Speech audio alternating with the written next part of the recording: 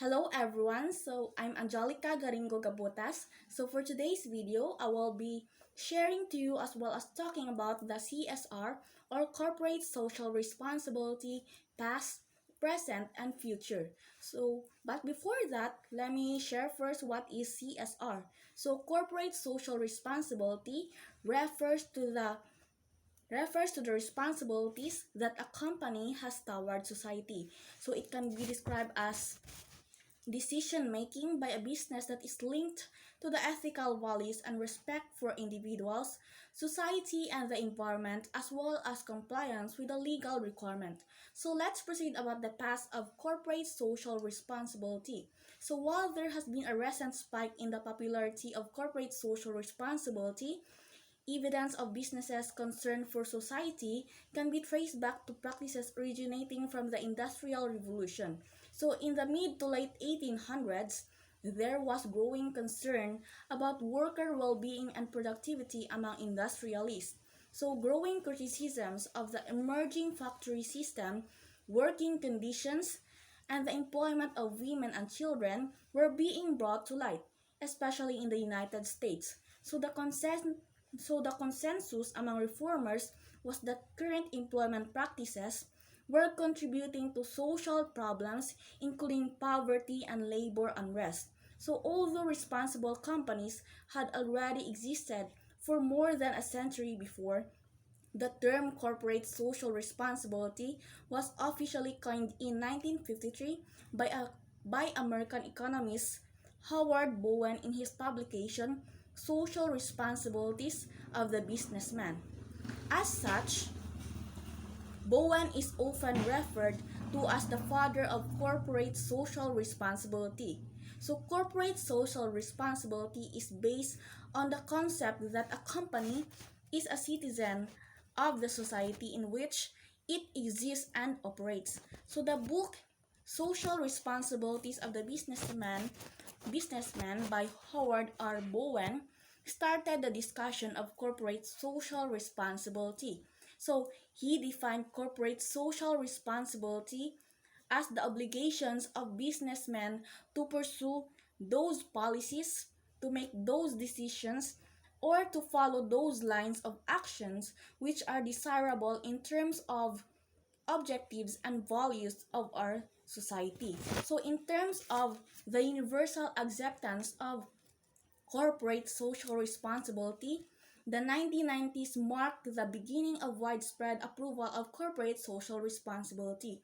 So in 1991, University of Pittsburgh professor Donna J. Wood published Corporate Social Performance Revisited, which expanded and improved on early corporate social responsibility models by providing a framework for assessing the impacts and outcomes of corporate social responsibility programs.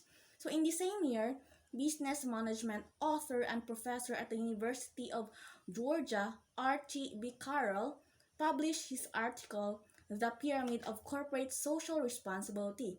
So in his paper, Carroll expanded on areas he believed were crucial when implementing corporate social responsibility in an organization. So by the early 2000s, corporate social responsibility had become an essential strategy for many organizations with multi-million dollar companies such as Wells Fargo, Coca-Cola, Walt Disney, and Pfizer incorporating this concept into their business practices. So let's talk about the corporate social responsibility present. So for many trends, the pandemic has been more of an accelerant than a structural transformer.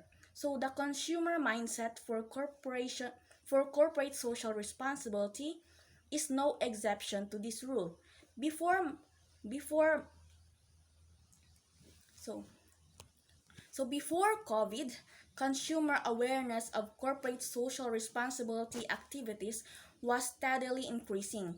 That growth has since quickened as consumers and employees eagerly awaited to see how companies responded to the pandemic, which tended to be large corporations like Netflix, Cisco Systems, Facebook from the from Meta and numerous others could further bolster their image by creating relief funds.